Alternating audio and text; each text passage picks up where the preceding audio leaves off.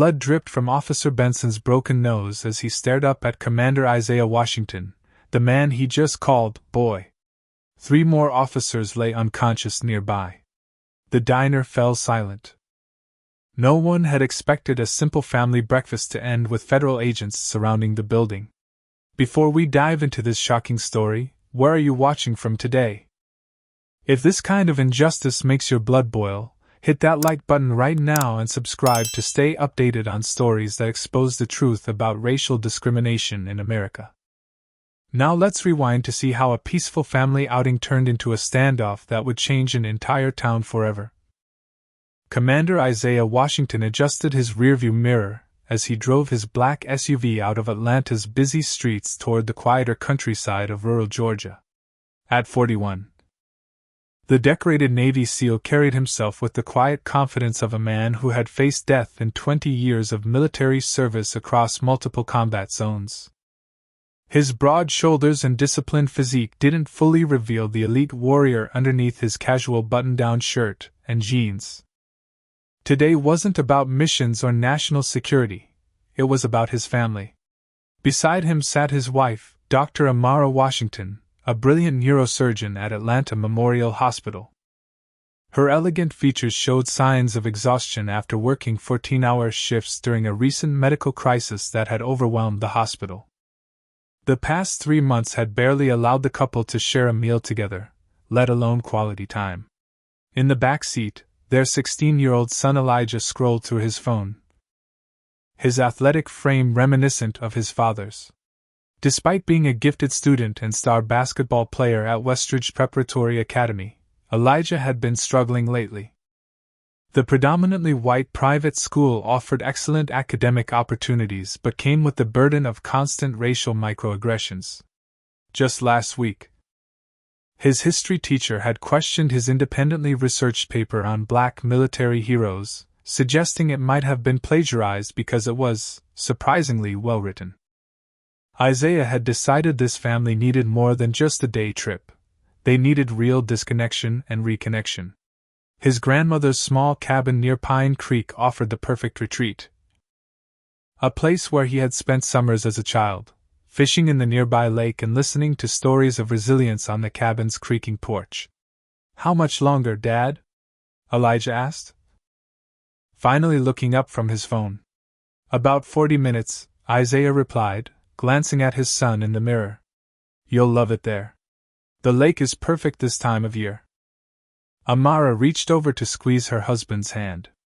"I still can't believe we're actually taking a whole weekend off together. The hospital administration nearly had a collective heart attack when I requested the time." She laughed softly. "Good thing they can't function without their star-brained surgeon." The family drove past weathered barns and open fields, the landscape becoming increasingly rural. "Things have changed a lot since I used to visit Grandma here in the 90s, Isaiah commented. "Some ways better, some ways," he paused, carefully choosing his words, still complicated. Amara nodded knowingly. "I read about that incident in Claiborne County last month. That black family from Chicago was run out of that antique store." Her voice carried concern. "Are you sure Pine Creek is any different?" Elijah looked up again, suddenly interested in the conversation. "Wait, is this going to be one of those sundown towns? Because Jordan's family went to his grandparents' lake house in Alabama last summer, and some local sheriff followed them around the whole time." Isaiah shook his head. "Pine Creek was never that bad. My grandmother lived there her whole life. But things might have changed. We'll stay alert, just like always." Before they left Atlanta, Isaiah had discreetly checked his legal concealed firearm, a habit from years of training and situational awareness. He didn't mention this to his family, no need to add anxiety to what should be a relaxing weekend. As they continued their drive, Amara asked about Isaiah's recent training mission, knowing he could share only limited details. "It went as expected," he replied with the measured response of someone accustomed to classified operations. But as they passed a roadside memorial decorated with American flags, Elijah prompted, "Dad, tell Mom about that time in Kandahar when your team rescued those hostages." Isaiah smiled slightly. That's still mostly classified, but let's just say we got everyone home safe. What he didn't mention were the 16 hours he'd spent leading his team through hostile territory. The 3 bullet wounds he'd received during the extraction, or the presidential commendation that followed. His current role training the next generation of elite operators kept him stateside more often now, a compromise he'd made for his family's sake. The Washingtons arrived at the cabin as evening's shadows lengthened across the pine trees. The modest 2-bedroom structure sat on 3 acres of land, with a view of the lake through the trees. Despite its simple appearance, the cabin held generations of family history. Inside, faded photographs showed Isaiah's grandmother standing proudly in her nurse's uniform from the 60s. One of the first black nurses at the county hospital. After unpacking and preparing a simple dinner, the family spent the evening on the screened porch, sharing stories and reconnecting in ways their busy lives rarely allowed. Elijah seemed to relax as the hours passed. The weight of navigating his school's social landscape temporarily lifted from his shoulders. Tomorrow, Isaiah announced as they prepared for bed, "We'll check out the Crossroads Diner for breakfast. They used to make the best blueberry pancakes in 3 counties." What Isaiah didn't know was that Pine Creek had changed in the years since his grandmother passed. Tensions had been building between the sheriff's department and black visitors from Atlanta who had recently begun exploring property in the area. Several confrontations had made local news, though nothing that had reached national attention. The Washingtons went to sleep peacefully in the cabin, unaware that their Saturday morning breakfast would soon test everything Isaiah had learned in 2 decades of combat situations, not in some distant battlefield, but in a small-town diner just 8 miles down the road. The bell above the door jingled cheerfully as the Washington family entered the Crossroads Diner at 9:37 Saturday morning. The retro-styled restaurant with its red vinyl booths and chrome-edged tables had been a local fixture since the 1960s, serving comfort food to generations of Pine Creek residents. The moment the Washingtons stepped inside, a noticeable hush fell over the Saturday morning crowd. 28 pairs of eyes turned toward the door, examining the well-dressed black family standing in the entrance. Isaiah instinctively cataloged details: 4 elderly couples near the windows, a group of construction workers at the counter, 3 men in hunting gear, and most notably, 4 men with military-style haircuts, and the unmistakable bearing of law enforcement seated at the far end of the counter. The silence lasted only seconds before conversations resumed at a noticeably lower volume, patrons leaning closer together, whispers replacing casual breakfast chatter. Isaiah placed a reassuring hand on Elijah's shoulder, feeling his son's muscles tense beneath his palm. A tired-looking waitress with "Jenny" on her name tag approached, clutching menus against her faded uniform. Her eyes didn't quite meet theirs as she said 3, with none of the welcoming warmth they'd observed her showing previous customers.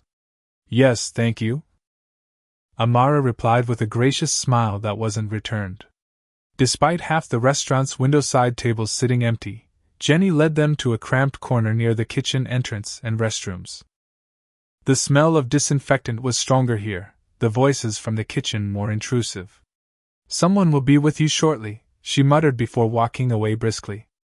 Isaiah slid into the booth, positioning himself with a clear view of the entire restaurant, his back to the wall, a habit from countless operations in hostile territory.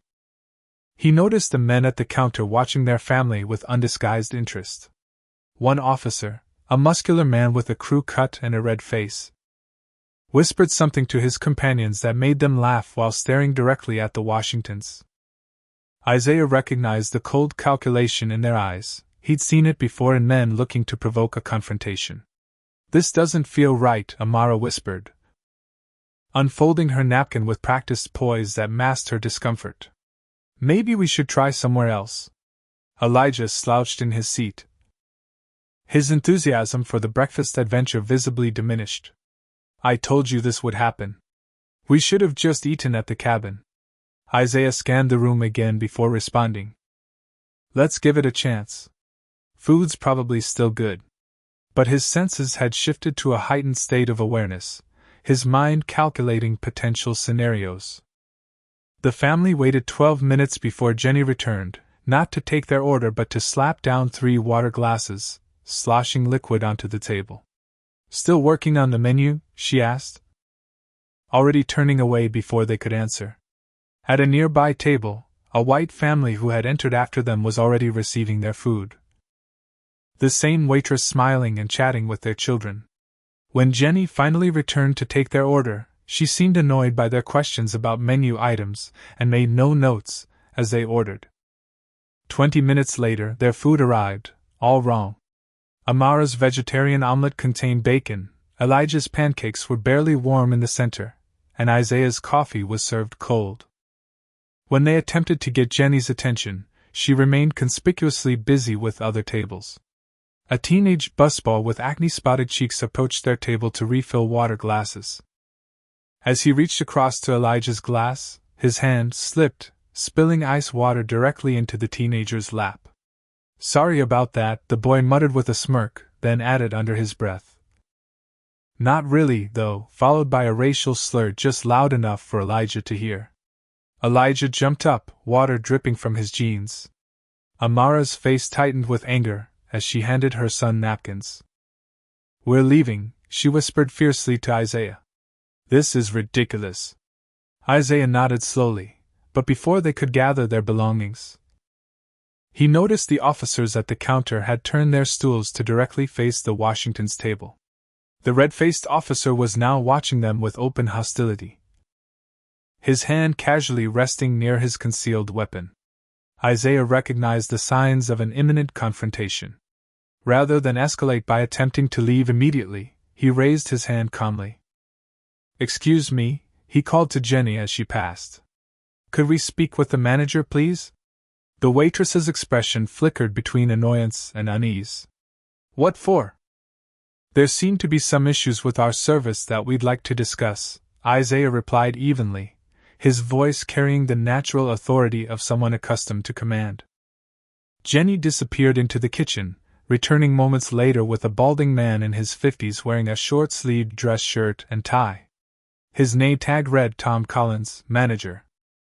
Collins approached their table with a tight smile that didn't reach his eyes. "Is there a problem here?" he asked, addressing Isaiah with barely concealed hostility. "Several, actually," Isaiah responded calmly. "Our order was incorrect, service has been unusually slow, and your busboy just deliberately spilled water on my son while using inappropriate language." Collins crossed his arms defensively.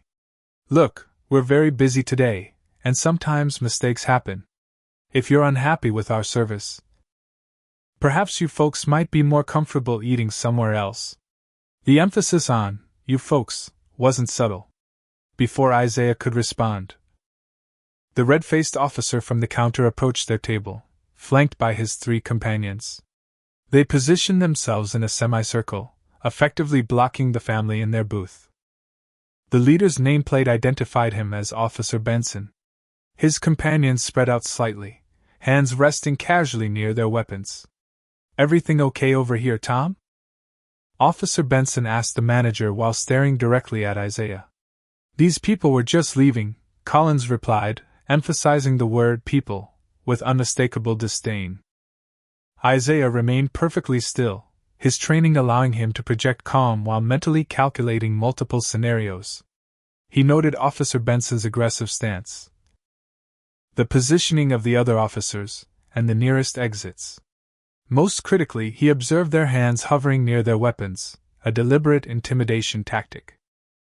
Amara reached for Elijah's hand under the table, her doctor's training keeping her composed even as her pulse quickened.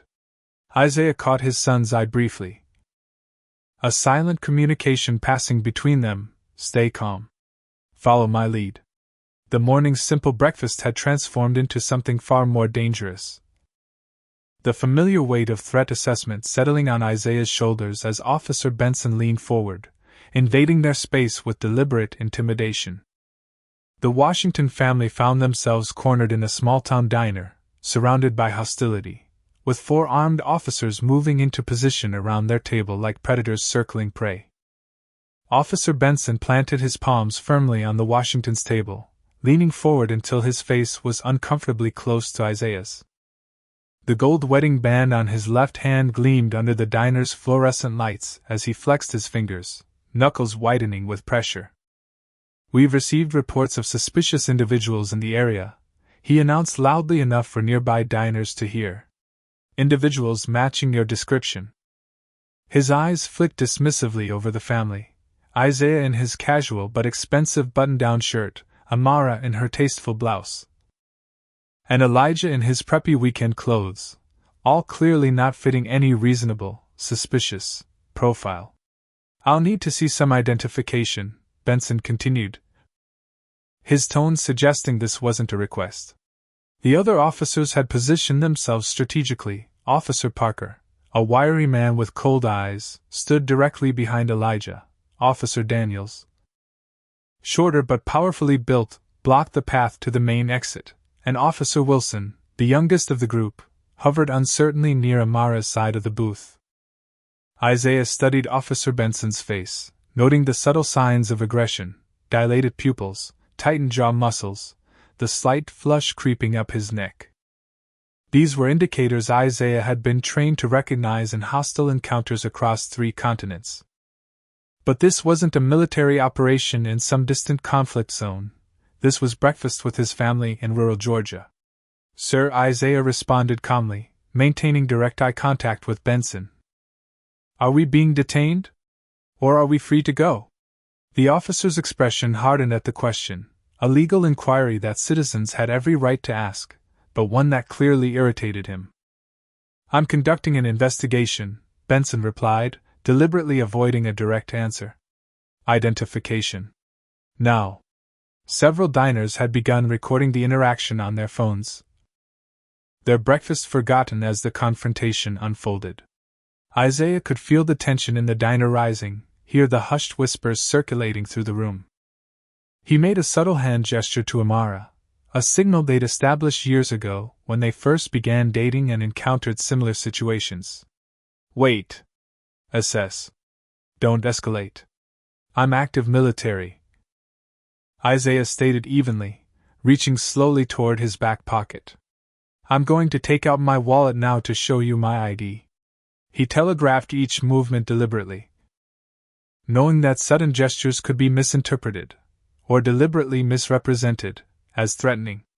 He produced his military identification card, keeping his driver's license concealed. No need to give these officers his home address. Benson snatched the ID card, examining it with exaggerated scrutiny. "Military, huh?" he said with undisguised skepticism. "Convenient. Could be fake. Lots of those going around." He handed the ID to Officer Wilson, who studied it briefly before passing it back.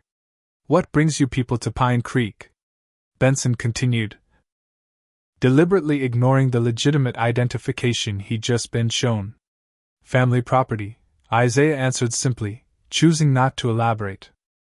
"We're just having breakfast before heading to the lake." Officer Parker moved closer to Elijah, who sat rigid with tension, his eyes fixed on his father for guidance. "Son, you got ID too?" Parker asked, his hand resting casually on his holstered taser. "He's 16, Amara interjected, her voice carrying the controlled precision she used in high-stress surgery situations. "He's a minor accompanied by his parents." Benson's attention shifted to Amara, his eyes narrowing. "Ma'am, I'm not talking to you. When I want to hear from you, I'll let you know." The deliberate disrespect hung in the air like a physical presence. Around them, the diner had grown increasingly quiet, the weekend breakfast ambience replaced by tense spectators. An elderly woman at a nearby table shook her head slightly, her expression troubled, but she quickly looked away when Officer Daniels glanced in her direction. Several more phones were now recording the escalating situation. Benson turned back to Isaiah. "Here's what's going to happen. You and your family are going to leave this establishment right now. We don't need your kind causing trouble in our town." The mask had slipped, the pretense of suspicious individuals, abandoned for naked prejudice. Isaiah remained perfectly still, his military training allowing him to control his breathing, maintain situational awareness, and Project Calm despite the boiling current of protective instinct rushing through him. "We'll be happy to leave once we've paid our bill," he replied. "We haven't done anything wrong. And we have no interest in creating a disturbance." Elijah began to stand, eager to escape the hostile environment, when Officer Parker placed a heavy hand on his shoulder and shoved him roughly back into his seat. "Nobody said you could move yet, boy," Parker growled.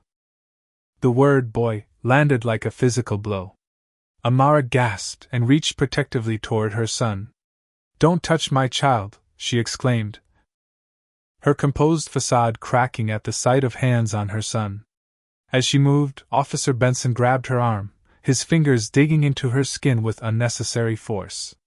"Ma'am, sit down now," he ordered, twisting her arm just enough to cause pain. Later, the bruises would match his fingerprints perfectly, evidence of excessive force. This action, the physical contact with his wife, triggered an immediate shift in Isaiah. 20 years of specialized combat training, countless high-risk operations, and the protective instinct of a father and husband coalesced in an instant.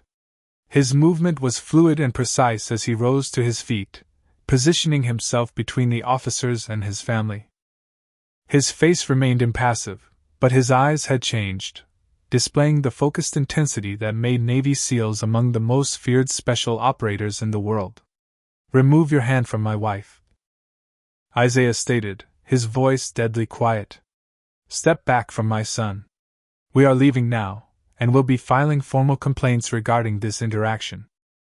The sudden transformation in Isaiah's demeanor, from cooperative civilian to something else entirely, caused Officer Wilson to take an involuntary step backward.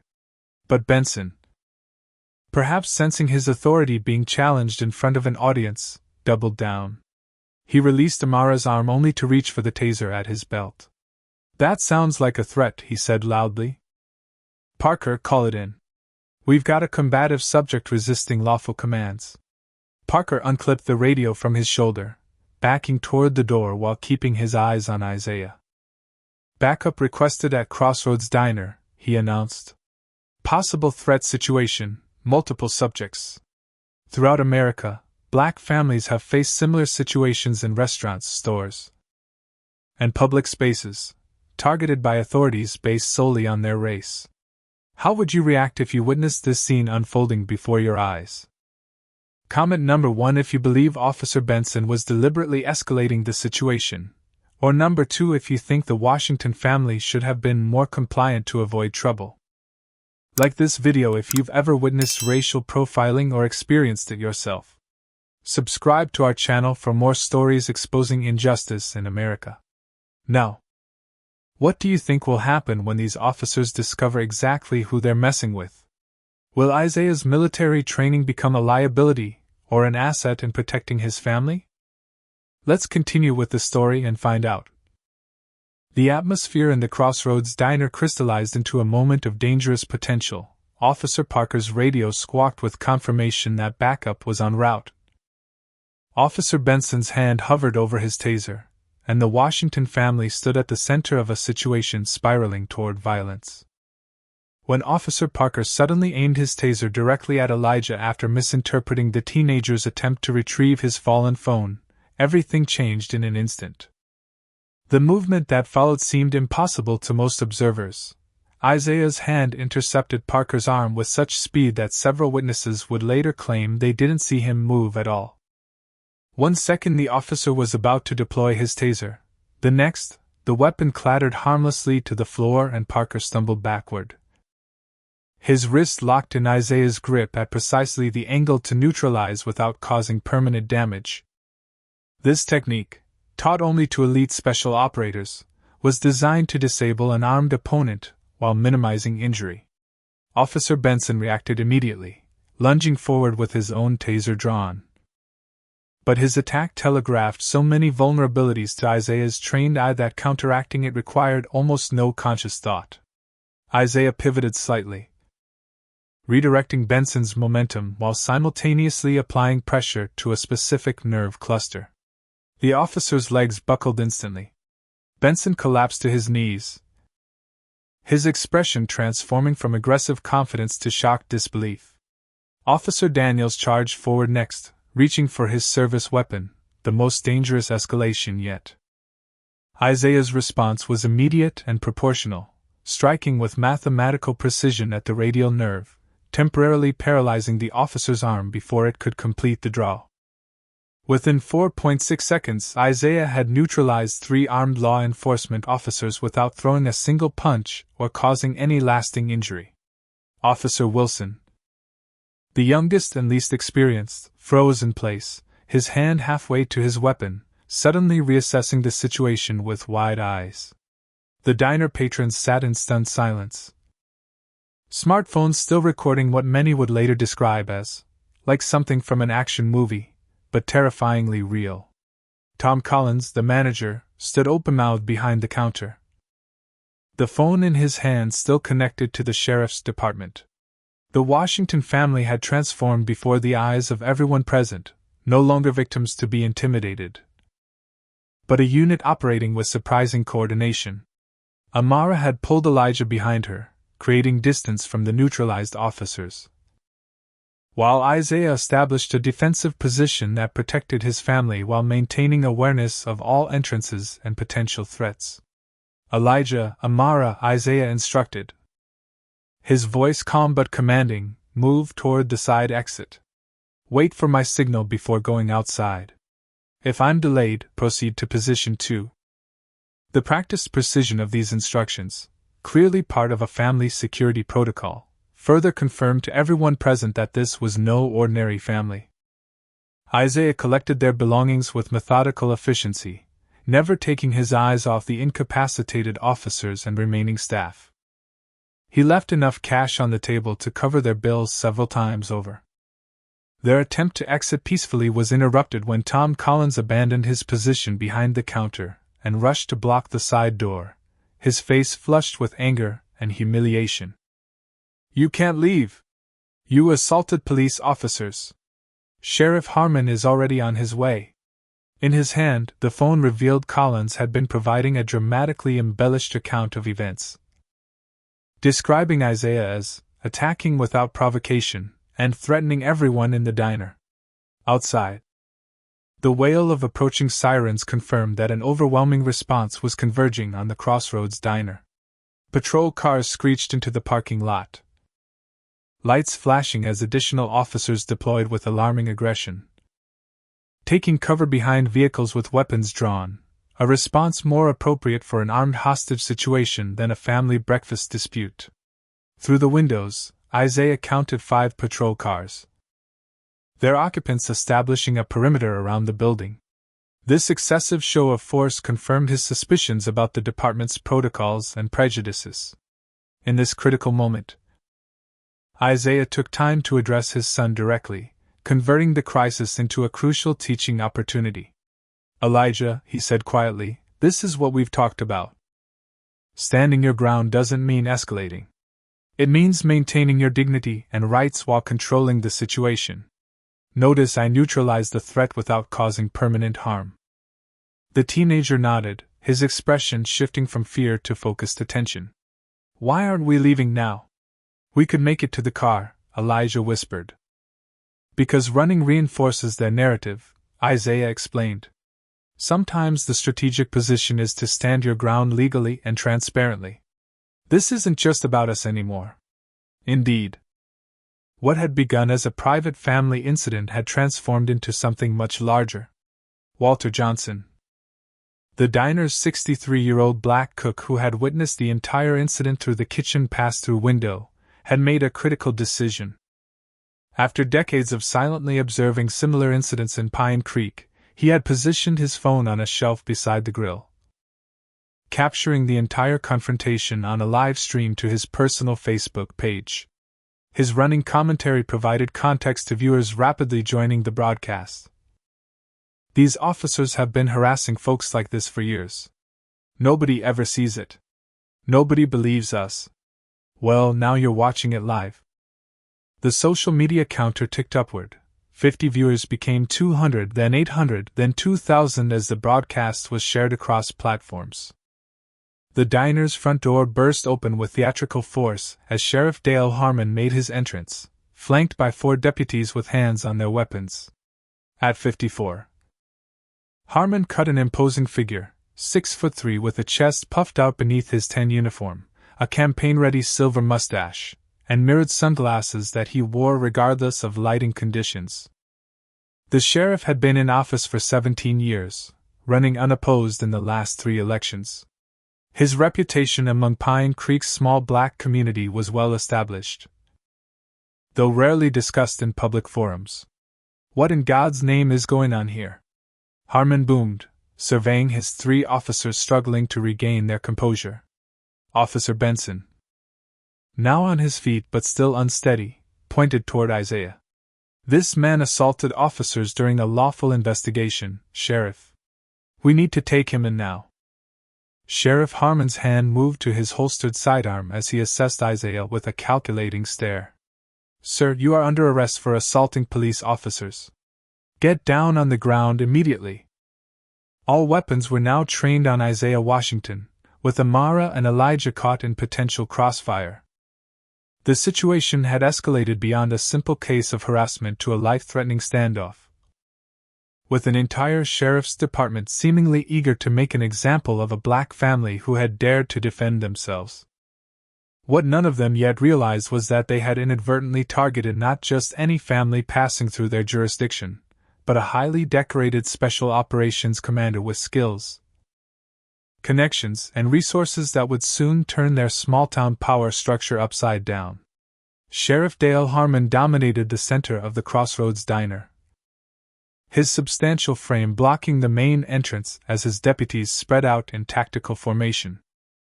The morning sunlight glinted off his badge and mirrored sunglasses as he assessed the situation with the confidence of a man unaccustomed to having his authority questioned within Pine Creek's boundaries. "Last chance," Harmon announced, his voice carrying the performative authority he perfected over 17 years in office. "On the ground now, or my deputies will assist you down." His hand rested meaningfully on his holstered weapon. The Washington family remained surprisingly composed in the face of multiple firearms directed their way. Isaiah stood protectively near his wife and son, his posture relaxed yet balanced, a stance recognizable to any combat professional as one that allowed for immediate response in any direction. "Sheriff Harmon," Isaiah replied, his voice carrying clearly through the silent diner, "your officers initiated physical contact with my minor son and my wife without cause or provocation. They made explicitly racist remarks and escalated a peaceful situation into a confrontation. I responded with appropriate force to protect my family from imminent harm, as is my right under Georgia State Law Section 16-3-21. The precise legal citation, delivered without hesitation, caused a flicker of uncertainty across Sheriff Harmon's face. Isaiah continued, "I'm requesting that you de-escalate this situation immediately and allow proper legal procedures to be followed. My family has committed no crime." Sheriff Harmon's mustache twitched as he processed this unexpected response. Most subjects of his intimidation tactics didn't cite specific state laws or maintain such composure while staring down the barrels of service weapons. "Your request is denied," Harmon replied coldly. "You're in Pine Creek now, and we have our own way of handling troublemakers. You assaulted 3 of my officers, and that's all that matters." He gestured to 2 deputies. "Cuff him. We're taking the kid in too," contributing to the situation. At the mention of arresting Elijah, something shifted in Isaiah's expression, a subtle change that trained operatives would recognize as a combat trigger being engaged. "Before you take actions you'll regret, Sheriff," Isaiah stated evenly, "you should know that I am Commander Isaiah Washington, U.S. Navy SEAL, currently attached to Joint Special Operations Command. My security clearance level is TS/SCI with Special Access Program authorities. Creating an incident with me will trigger automatic federal oversight." The invocation of his full rank and status caused one of the younger deputies to visibly react, lowering his weapon slightly. Sheriff Harmon, however, merely laughed. "Sure you are, buddy. And I'm the Secretary of Defense. Parker Daniels, seen plenty of military ID cards in your time. This guy legit?" The two officers, still recovering from their encounter with Isaiah, exchanged uncomfortable glances. He had some kind of military ID, Officer Parker admitted reluctantly. But lots of people have those. Could be anything. Reserve. National Guard. Doesn't give him the right to attack officers. Sheriff Harmon nodded with satisfaction. Exactly. Your fancy ID doesn't mean jack here, mister. This isn't the Pentagon, this is Pine Creek. My jurisdiction. A young deputy with the name tag, Reynolds, shifted uncomfortably near the back of the group. "Sheriff," he said hesitantly, "I think I recognize him. When I did that joint training program with Homeland last year, there was a Commander Washington who conducted the close quarters combat section. He was impressive." Harmon shot Deputy Reynolds a withering look. "Nobody asked you, rookie? Keep your mouth shut." But the seed of doubt had been planted, visible in the changing expressions of the other deputies. Isaiah used this moment of hesitation to reach slowly into his pocket. "I'm retrieving my phone to make one call," he announced clearly, ensuring everyone understood his movements. "You may want to reconsider your position before I do." Sheriff Harmon scoffed, but didn't prevent Isaiah from making the call. Isaiah dialed a number from memory, his eyes never leaving the sheriff as the call connected. "Sierra Echo Alpha Lima 4475, he said into the phone. "Checkmate protocol. Pine Creek, Georgia. Crossroads Diner. Civilian interference with family unit. Coordinates to follow." He delivered these codes with practiced efficiency, then added in a normal voice, "Admiral, I have Sheriff Dale Harmon of Pine Creek attempting to detain my family illegally during breakfast. Racial profiling escalated to physical contact with Amara and Elijah. 3 officers neutralized non-permanently after threatening actions. Request immediate intervention." Isaiah listened briefly, then handed his phone towards Sheriff Harmon. "Admiral Carter would like to speak with you directly." The sheriff hesitated, his confident facade cracking slightly. Before he could decide whether to accept the phone, the radio on his shoulder crackled to life with an emergency override tone, a sound rarely heard in Pine Creek. "All Pine Creek Sheriff units. This is Federal Agent Rodriguez with the FBI Field Office. We are inbound to your location with federal jurisdiction. Stand down immediately. Repeat, stand down and secure all weapons. This is now a federal matter under U.S.C. Title 18, Section 242. Acknowledge immediately." The stunned silence that followed was broken by a second radio transmission. "Sheriff Harmon. This is Lieutenant Colonel James Bradley, Judge Advocate General's Corps. I'm conferenced in with Agent Rodriguez. Commander Washington's status has been confirmed at the highest levels. Your department is instructed to stand down immediately to prevent further civil rights violations." Sheriff Harmon's face flushed deep red as he realized the local power dynamic had suddenly shifted. Isaiah Washington was clearly not the easy target Harmon had anticipated. "This is some kind of trick," the sheriff blustered, though with noticeably less conviction. "You expect me to believe the feds just happen to be monitoring this situation?" Isaiah's expression remained impassive. "Not by chance, Sheriff. My current assignment includes tracking potential extremist recruitment within rural law enforcement agencies across the Southeast. Your department has been on our radar for some time. I was gathering background intelligence while visiting family property. Your officers accelerated the timeline considerably. This revelation landed like a bombshell in the diner. Officer Wilson, the youngest deputy, took another step back from his colleagues, suddenly reassessing his career choices. Sheriff Harmon's mouth opened and closed without producing words as he processed the implications. In the kitchen, Walter continued his live stream, narrating developments to an audience that had now swelled to over 12,000 viewers. "The feds are coming in. They just said this sheriff's department has been under investigation. I've been saying for years something wasn't right here. Isaiah used this moment of confusion to establish clearer communication with his family. Amara, Elijah, the situation is now contained. Federal agents will secure the scene shortly. We'll cooperate fully with their investigation. His composed confidence had a settling effect on everyone in the vicinity, except Sheriff Harmon, whose temporary speechlessness had transformed into sputtering rage.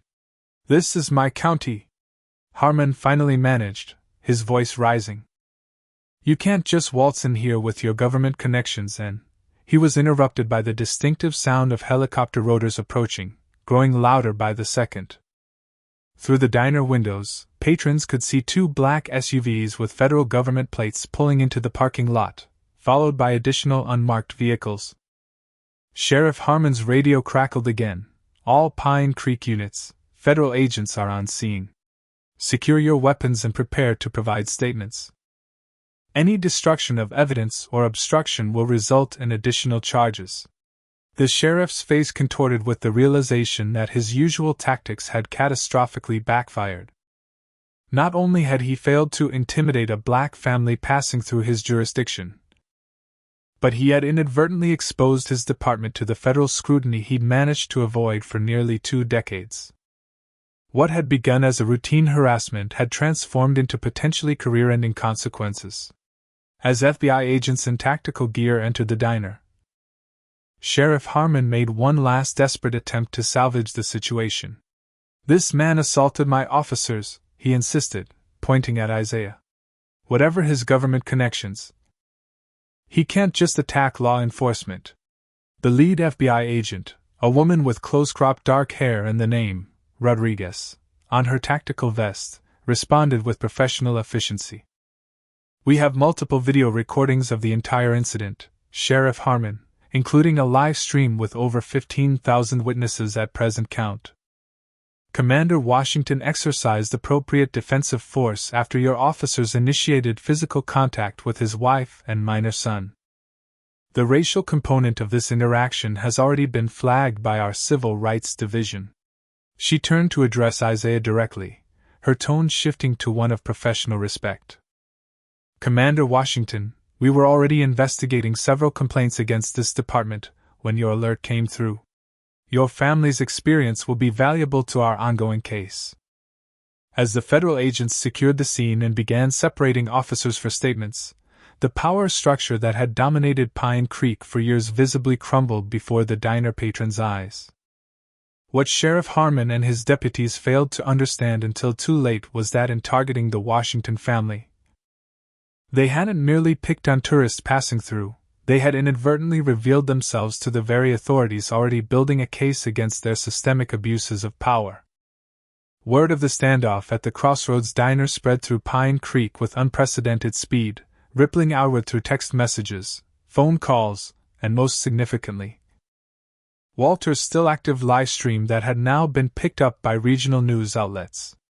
By noon, the town of 8,000 had fractured along fault lines that had existed beneath the surface for generations, but had rarely been so publicly exposed. The parking lot of the Crossroads Diner had transformed into an impromptu command center, with FBI vehicles, county sheriff cruisers, and 2 news vans creating a barricade of official presence.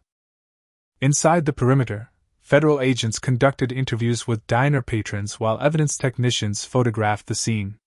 Beyond this official boundary, Pine Creek residents gathered in clusters, their allegiances clearly visible in their positioning and expressions. On the south side of the lot, a group of approximately 40 white residents had assembled, many wearing Sheriff Harmon campaign hats and shirts. Their angry voices carried across the asphalt as they demanded answers about why outsiders were interfering with local law enforcement. A local business owner named Frank Mercer had emerged as their unofficial spokesperson, his face flushed with indignation as he spoke to anyone who would listen. "Dale Harmon has kept this town safe for 17 years. These federal people have no business coming in here and telling us how to run our community." Meanwhile, on the north side of the lot, A smaller but growing group of black residents and white allies had gathered, many having rushed to the scene after seeing Walter's live stream. Their presence represented something rarely seen in Pine Creek: public solidarity against the sheriff's department's long-established patterns. 72-year-old Gladys Turner, who had lived in Pine Creek her entire life, stood at the front of this group, leaning on her cane but refusing a chair. "Been waiting 60 years to see this day," she announced to the young reporter who had approached her for comment. "That man Harmon and his daddy before him have been terrorizing our community since I was a girl. About time somebody stood up and the world finally saw it." The ideological division extended beyond the physical gathering at the diner. Online forums dedicated to Pine Creek exploded with activity. The Facebook group, Pine Creek Community Matters, typically focused on local events and lost pets, had transformed into a battleground of opposing viewpoints. More ominously, monitoring software utilized by the FBI's Domestic Terrorism Unit had flagged increased activity on 3 known white supremacist message boards, where users were calling for supporters to defend Pine Creek from federal overreach and stand with Sheriff Harmon against the race traitors. Multiple posts included the Washington family's names and misleading characterizations of the morning's events. Special Agent Tamara Rodriguez, who had taken command of the scene, received this intelligence update with grim recognition. The pattern matched similar responses her unit had documented in other small towns where entrenched power structures faced sudden scrutiny. As she coordinated with her team inside the diner, the distinctive thump of helicopter rotors announced additional federal presence, with a news helicopter now circling overhead, capturing aerial footage of the growing crowds. Isaiah Washington observed these developments with the analytical assessment of someone who had studied conflict zones across multiple continents. "This is following the expected escalation pattern," he noted quietly to Agent Rodriguez as they stood near the diner's back entrance. "The community polarization, the online mobilization, the rapid organization of opposing groups, it's textbook." Rodriguez nodded. "We've been monitoring similar situations across 3 states. Pine Creek isn't unique in its problems, just in how publicly they've been exposed today." Inside the diner, the divide among local residents was equally apparent. Several patrons who had witnessed the officer's unprovoked aggression had begun questioning the sheriff's narrative. An elderly white couple who had initially watched in silence now provided federal agents with detailed statements supporting the Washington family's account. "The way those officers spoke to that family wasn't right," the woman insisted, her hands trembling slightly as she signed her statement. "We've lived here 43 years, and I've never spoken up before, but enough is enough." Across the room, Tom Collins huddled with several regular customers who maintained that the Washington family had been looking for trouble simply by entering the establishment. Their version of events contradicted the video evidence, but they repeated it with increasing vehemence as federal presence grew. Jenny, the waitress who had initially provided poor service to the Washington family, became an unexpected figure in the unfolding drama. After being interviewed separately by federal agents and shown video of the entire incident, she approached Tamara Washington with visible discomfort. "I'm sorry," she said quietly, avoiding direct eye contact. "The sheriff's department gives big tips to servers who help make certain people uncomfortable. Most of us can't afford to lose that income." Her unexpected honesty provided investigators with another thread in the pattern of systematic discrimination. Walter Johnson's live stream had now been running for over 2 hours, his commentary providing context that mainstream news outlets lacked. "Folks, I've worked in this kitchen for 11 years, he explained to his growing audience, now exceeding 25,000 viewers.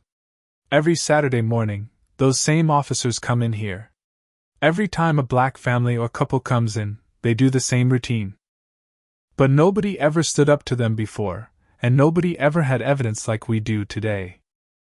His documented history of similar incidents was quickly becoming a central component of the federal investigation. As afternoon approached, Isaiah received intelligence that concerned him more directly. His military contacts had identified organized online efforts to discover personal information about his family. "We need to move Elijah and Amara to a secure location," he informed Agent Rodriguez. "The targeting has expanded beyond Pine Creek." Rodriguez nodded grimly. "We've arranged transportation to a safe house in Atlanta. We can move them within 30 minutes. While this security measure was being arranged, Elijah demonstrated remarkable presence of mind for a 16-year-old suddenly thrust into a dangerous situation. Using his phone, he documented evidence despite intimidation attempts from deputies outside federal supervision. When an officer tried to confiscate his device, claiming it as evidence, Elijah calmly informed him that the phone was automatically uploading all content to encrypted cloud storage that his father's military unit could access. A bluff delivered with such confidence that the officer immediately backed down. The federal presence had created a temporary safety zone within the diner, but outside, the division in the community continued to intensify. News vans from Atlanta had arrived, setting up cameras to capture the dueling crowds. Local churches were choosing sides, with the First Baptist pastor arriving to stand with Sheriff Harmon's supporters while the AME Zion minister joined Gladys Turner and other black residents. The situation in Pine Creek had transformed from a routine incident of discrimination into something that would reshape the community permanently.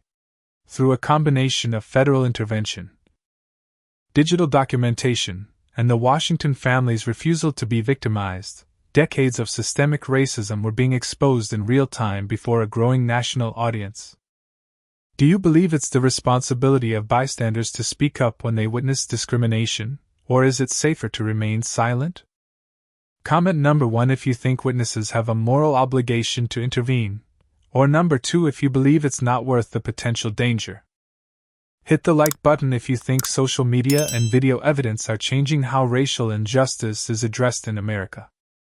Subscribe to see more stories about everyday heroes standing against systemic racism. Now, as federal investigators dig deeper into Pine Creek's law enforcement practices, what darker secrets might they uncover about Sheriff Harmon and his department?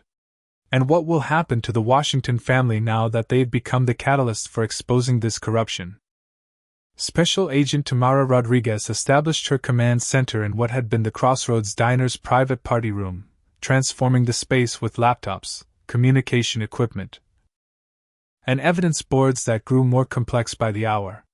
At 38, Rodriguez had spent 7 years specializing in civil rights violations within law enforcement agencies, building cases that other agents often dismissed as too difficult to prosecute.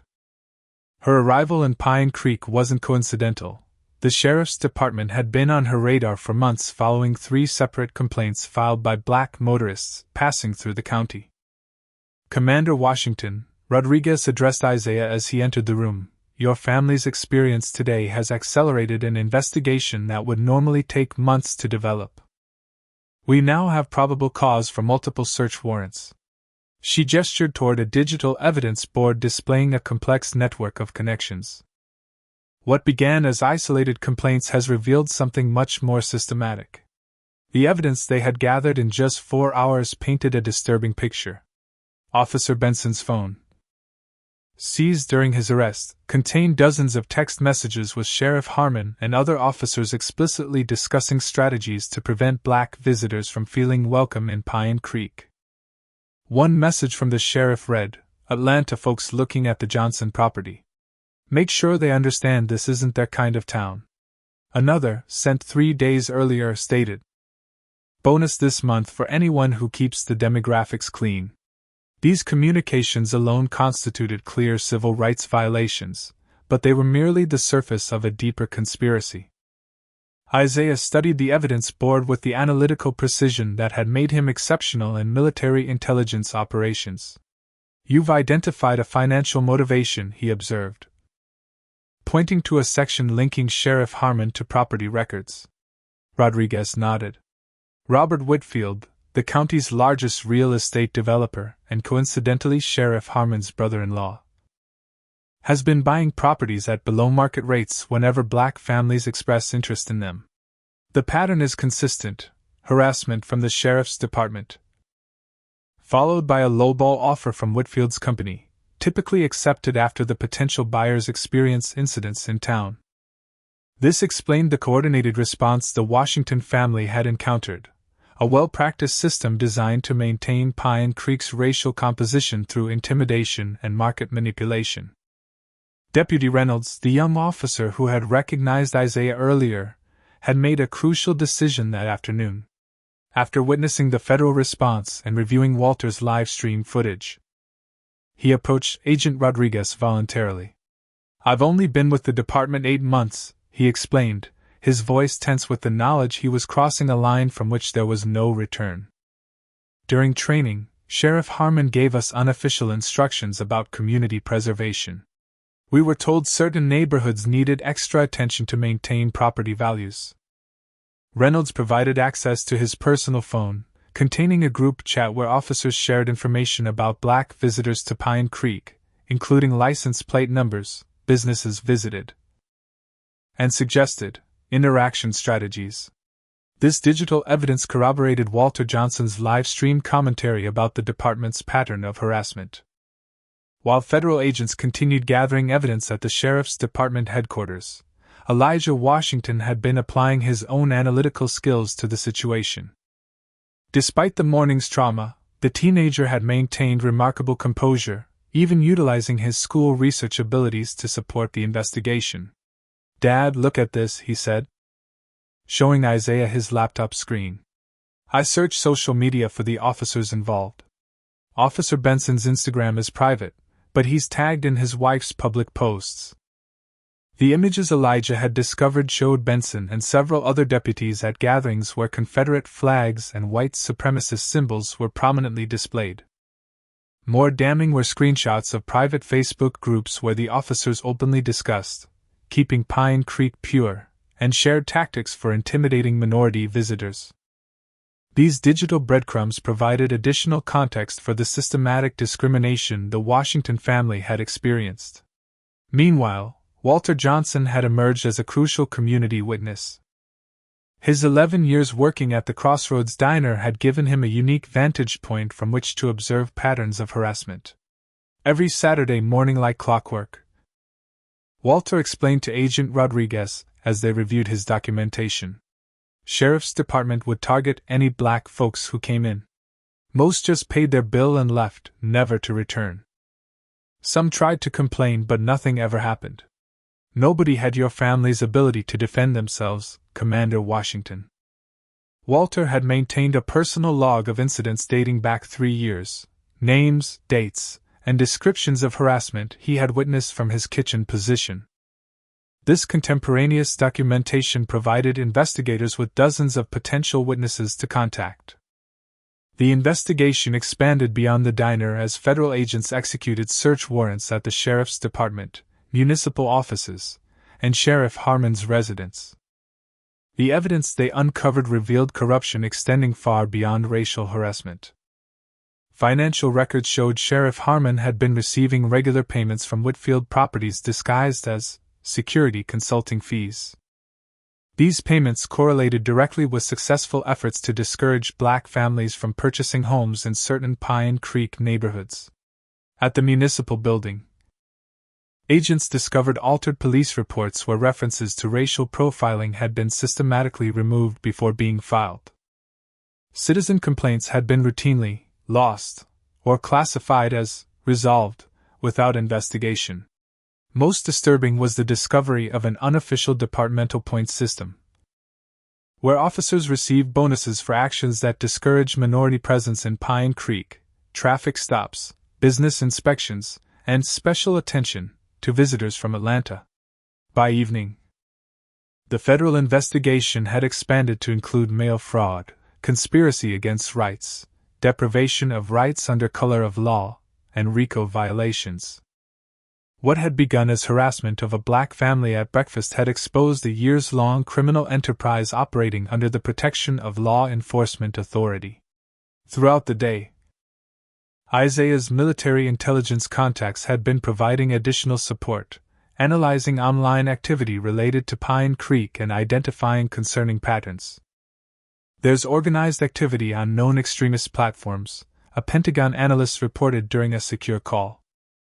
Sheriff Harmon appears to have connections to 3 militia groups operating in surrounding counties.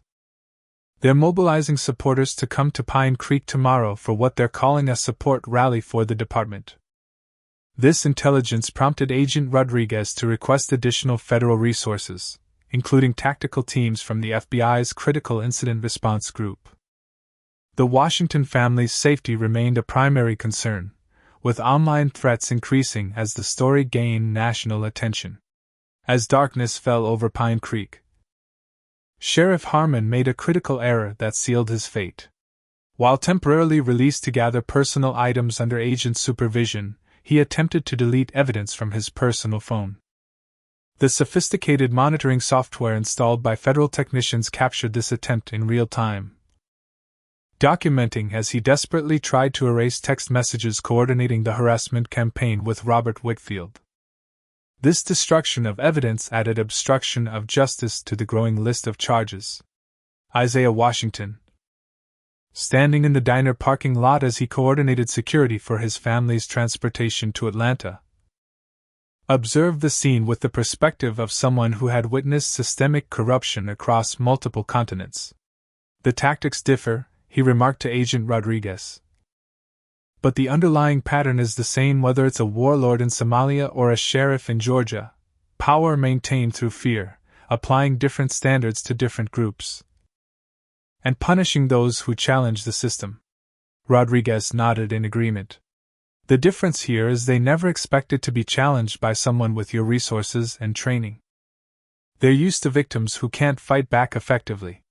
As federal agents continued processing evidence late into the night, the small rural diner had been transformed into the epicenter of what would become one of the most significant civil rights cases in recent Georgia history. The Washington family's decision to stand their ground rather than accept discrimination had pulled a thread that was now unraveling decades of systematic oppression in Pine Creek. The morning sun cast long shadows across the Crossroads Diner's parking lot as a black SUV with federal government plates pulled alongside the rear entrance. 2 agents in tactical gear secured the perimeter before escorting the Washington family to the vehicle. After 24 hours of statements, evidence processing, and security concerns, Isaiah, Amara, and Elijah were being relocated to a secure federal facility in Atlanta. Their weekend family retreat had transformed into the catalyst for a major civil rights investigation. The threats against your family have increased overnight, Agent Rodriguez explained as they prepared to depart. We've identified coordinated efforts to discover your home address and employment information. This protective custody is standard procedure until we can ensure your safety. Elijah sat silently in the back seat, his teenage frame somehow smaller after the ordeal, yet his eyes reflected a new understanding of the world his parents had tried to prepare him for. Amara reached over to squeeze his hand, the purple bruises from Officer Benson's grip still visible on her arm, evidence that would soon be photographed by Justice Department technicians. Isaiah maintained his composed exterior, though inside, the warrior's instinct to protect his family battled with the citizens' determination to ensure justice was served. What happens next? He asked Rodriguez as the vehicle pulled away from the diner, now surrounded by yellow crime scene tape and federal agents. U.S. Attorney Michaels is flying in from Atlanta this morning, she replied. This case has been designated a priority civil rights matter. The evidence we've gathered in the past 24 hours justifies a grand jury investigation into the entire department. The SUV passed groups of Pine Creek residents standing along the roadside, their expressions revealing the town's deepening division. Some raised hands in support, while others displayed hostile glares and thumbs-down gestures. News vans from national networks had begun arriving overnight, transforming the small rural community into the focal point of America's ongoing conversation about race and policing. As they reached the highway, Isaiah's secure phone buzzed with a message from his commanding officer. Washington, Pentagon briefing scheduled 1400 today. SecDef attending. Prepared to discuss incident implications for ongoing operations. The military implications were becoming clearer. Isaiah's cover for intelligence gathering on extremist recruitment within law enforcement had been compromised. Years of careful work building networks and identifying radicalization patterns might now be exposed, potentially endangering other operatives in the field. The Washington family arrived at the federal building in downtown Atlanta 3 hours later, ushered through secure entrances to avoid the media gathering outside. In a conference room on the 7th floor, U.S. Attorney Caroline Michaels waited with her team. At 52, Michaels had built her reputation prosecuting complex corruption cases, earning respect from both defense attorneys and judges for her meticulous preparation and ethical standards. Commander Washington, Dr. Washington, Elijah. She greeted them with professional warmth. I want to personally assure you that what happened to your family will receive the full attention of the Justice Department. She gestured toward 3 thick binders on the table.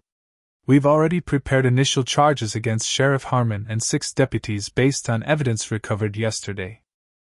But this case has expanded significantly beyond your incident. The presentation that followed revealed the true scope of what the Washington family had inadvertently exposed. Financial analysts had traced Sheriff Harmon's connections to Robert Whitfield's real estate company, documenting a pattern of artificially depressed property values in neighborhoods where black families had been discouraged from purchasing homes. Text messages recovered from Officer Benson's phone revealed explicit coordination of harassment activities targeting minority visitors to Pine Creek. Most damning were recordings from dashboard cameras that had been officially reported as malfunctioning during civil rights complaints but had actually captured officers discussing racial targeting strategies. We believe this constitutes a conspiracy against rights under Title 18 U.S. Code Section 241, Michaels explained, displaying a PowerPoint slide outlining potential charges. The systematic nature of these activities, combined with the financial motivation, potentially rises to the level of racketeering under RICO statutes. Throughout the briefing, Amara maintained detailed notes with the same precision she applied to complex neurosurgical procedures. Her medical training had equipped her to process trauma through analytical focus. But the systematic nature of the discrimination they'd experienced still left her shaken. How many other families? She asked quietly during a pause in the presentation. How many people experience this without the resources we have to fight back? The question hung heavily in the room. Agent Rodriguez consulted her tablet before responding. Based on Walter Johnson's records and cross-referencing with department incident reports, we've identified 73 potential victims over the past 3 years alone. Most were passing through Pine Creek, though 17 were families considering moving to the area. The reality of those numbers, 73 families harassed, intimidated, or driven away because of their race, transformed the Washington family's personal ordeal into something larger. What had begun as their private trauma had exposed a system that had victimized dozens of others who lacked the resources or position to effectively challenge it. As the briefing continued, the family faced a difficult decision. Pursuing justice would require their continued involvement, statements, possible testimony, and public exposure. For Isaiah, this created professional complications with his classified work. For Amara, it meant potential disruption to her surgical practice and patients who depended on her expertise. For Elijah, it meant processing trauma that no 16-year-old should experience while potentially becoming identified with a high-profile civil rights case. You have options, U.S. Attorney Michaels explained carefully.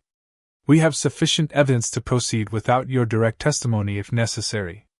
Your family's safety and privacy are legitimate concerns. Isaiah and Amara exchanged glances, a silent communication refined through years of partnership. What about the other victims? Isaiah asked. The 73 families Agent Rodriguez mentioned? Michaels nodded with understanding. We're contacting them all. Some will likely join civil proceedings. Others may prefer to remain uninvolved. The Washington family's decision crystallized in that moment. Their relative privilege, Isaiah's military position, Amara's professional status, their financial resources and education, had allowed them to stand against injustice in ways others couldn't. To step back now would be to abandon those without similar advantages. "We'll see this through," Amara stated firmly, speaking for the family. "Whatever it takes." The afternoon brought further developments as news from Pine Creek continued to arrive. Sheriff Harmon and the involved deputies had been formally taken into federal custody after a judge denied bail, citing evidence tampering concerns. Robert Whitfield had attempted to leave the country, only to be detained at Atlanta International Airport by Homeland Security agents. Most significantly, 7 more black families had come forward with similar experiences in Pine Creek, their stories corresponding with Walter Johnson's documented timeline. By evening, as the Washington family settled into secure accommodations provided by the Justice Department, the national conversation had shifted. What began as a local incident had transformed into a symbol of the systemic discrimination still embedded in American communities. News analysts debated the broader implications while social media campaigns highlighted similar patterns in other jurisdictions. The personal cost became clearer as Isaiah received word from his commanding officer that his role in the Special Operations Intelligence Unit would need to be reassigned given his public exposure. Years of specialized work, identifying extremist recruitment within domestic law enforcement, had been compromised by a single breakfast in a small-town diner. Yet watching Elijah process the events with growing determination rather than defeat, Isaiah recognized that perhaps a different kind of mission had found him instead. As night fell over Atlanta, the wheels of justice continued turning. Grand jury subpoenas were being prepared, evidence was being cataloged, and a system that had operated unchallenged for generations was finally facing accountability. The Washington family's stand against injustice had evolved from a private moment of courage into a potential landmark case that might help reshape how America addressed the persistent reality of racial discrimination in small communities nationwide. 6 months passed like a swift current, carrying Pine Creek and the Washington family toward destinations neither could have imagined on that fateful Saturday morning at the Crossroads Diner. The small Georgia town had undergone a transformation both visible and invisible to the casual observer. The physical landmarks remained: the courthouse square with its Civil War monument, the row of Main Street businesses, the church steeples punctuating the skyline, but the power structures that had defined community life for generations had been fundamentally altered. Isaiah Washington stood at the podium in the Pentagon briefing room, the polished oak surface reflecting the lights from news cameras. His military uniform, adorned with the ribbons and insignia of his distinguished career, represented both what he had achieved and what he had sacrificed. Today marks the official launch of the Joint Task Force on Law Enforcement Standards and Training, he announced to the assembled press corps. This initiative will create new protocols for identifying and addressing extremism, bias, and discriminatory practices within agencies nationwide. The position had been created specifically for Isaiah following his involuntary departure from covert operations. When his identity and specialized training became public during the Pine Creek incident, his effectiveness in intelligence gathering was compromised. Rather than allow his expertise to go unutilized, military leadership had crafted a new role leveraging his unique combination of special operations experience and first-hand understanding of systemic discrimination. Our approach focuses on preventative measures and cultural transformation rather than merely responding to incidents after they occur, Isaiah continued. We're developing training modules that will be implemented across 5,000 departments in the first year alone. What he didn't mention publicly was how his family's traumatic experience had informed every aspect of the program's design. Each protocol and recommendation had been shaped by the reality of what they had endured in that small-town diner, 200 miles south, Dr. Amara Washington unlocked the door to a modest storefront office on Pine Creek's renovated Main Street. The sign above the entrance read, Pine Creek Legal Advocacy Clinic. though locals had already shortened it to Dr. Amara's place, while maintaining her surgical practice in Atlanta 3 days a week. Amara had redirected her considerable organizational skills and resources toward establishing this satellite legal aid center. "Ms. Turner, your affidavit is ready for review," she called to the elderly woman seated in the waiting area, the same Gladys Turner who had stood with her cane during the protests following the diner incident. "The settlement agreement includes the property boundary adjustment you requested." The clinic had become a lifeline for community members previously intimidated into silence by the former power structure. With a rotating staff of volunteer attorneys from Atlanta law firms and partnerships with 3 law schools, the center provided resources for everything from housing discrimination complaints to expungement of unjust criminal records. Beyond legal services, it had evolved into a community gathering place where conversations about Pine Creek's future happened across racial and economic lines. Across town, Elijah Washington stood before 30 students in the Pine Creek High School auditorium, his confidence growing with each public speaking engagement. At 17, he carried himself with the composed maturity of someone who had faced significant challenges and emerged stronger. "The Rural-Urban Connection Project isn't about politics," he explained to the assembled teenagers. "It's about creating relationships between kids from different backgrounds so we can break down stereotypes before they become barriers." The student organization Elijah had founded now operated chapters in 15 schools across Georgia, connecting urban and rural teenagers through weekend exchanges, shared community service projects, and facilitated discussions about race, class, and common ground. His traumatic experience had transformed into purposeful action, channeling the pain of discrimination into creating pathways for understanding. The federal courthouse in Atlanta had witnessed multiple proceedings stemming from the Pine Creek investigation. Former Sheriff Dale Harmon and 5 deputies had accepted plea agreements rather than face the overwhelming evidence against them. Harmon's 15-year sentence for multiple civil rights violations, conspiracy, and corruption charges sent a powerful message throughout the region.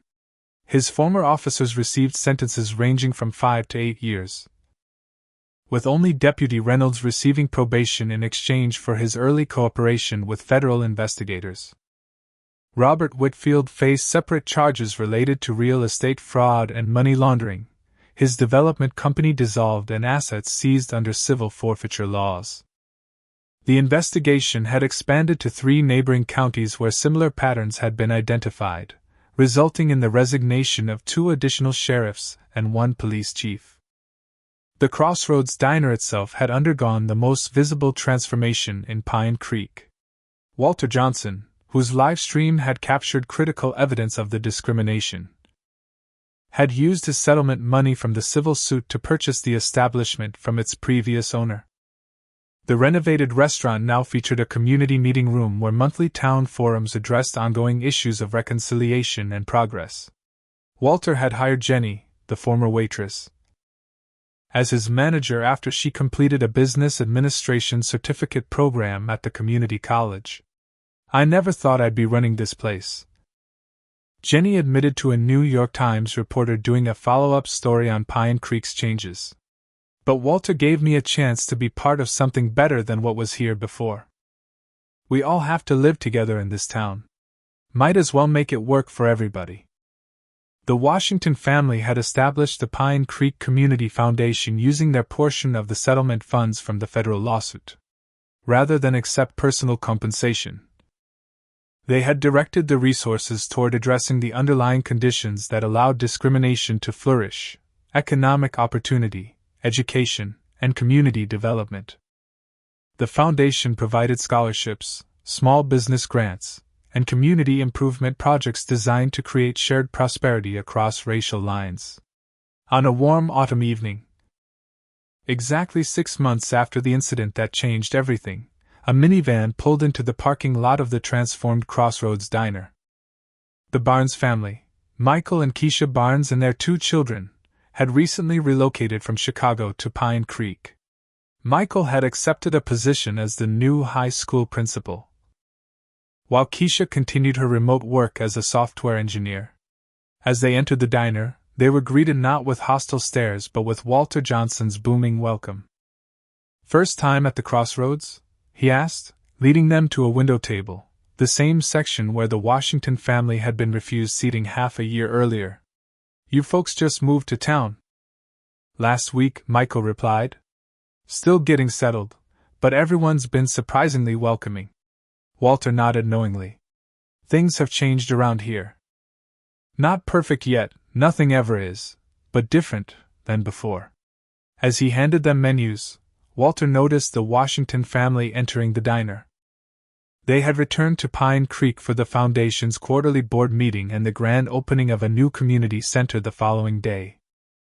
Isaiah and Amara recognized the Barnes family immediately as the new arrivals they'd heard about through their community networks.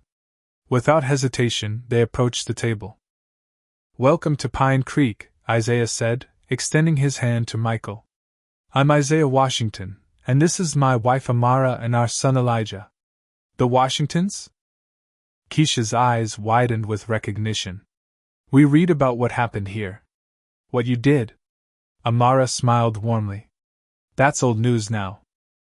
We'd rather hear about your family and how you're finding Pine Creek." As the two families settled into conversation, other diners watched with varying expressions, some curious, some approving, some still uncertain about the town's evolving identity. The transformation of Pine Creek remained ongoing, imperfect, and sometimes difficult.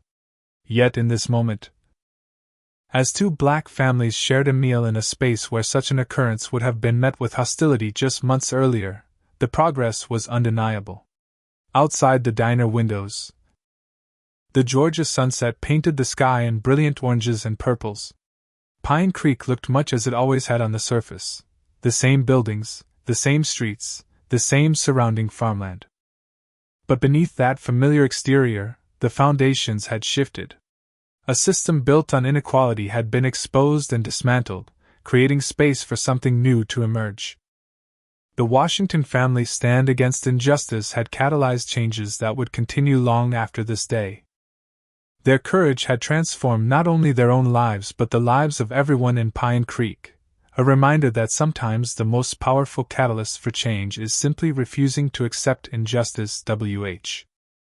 And confronted with it. What would you do if you witnessed discrimination in your community? Would you have the courage to stand up like the Washington family? Or would you remain silent to avoid trouble? Comment below with your thoughts on how ordinary people can make extraordinary changes. If this story moved you, please like and subscribe to our channel for more powerful narratives about overcoming injustice in America. Share this video with someone who needs to understand the reality of racial discrimination and the potential for positive change. Thank you for joining us on this journey. Remember that transformation begins with the courage to confront uncomfortable truths.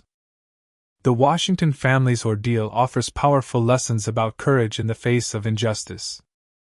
Isaiah's disciplined response demonstrates that standing firm against discrimination doesn't require violence, just unwavering resolve and knowledge of your rights.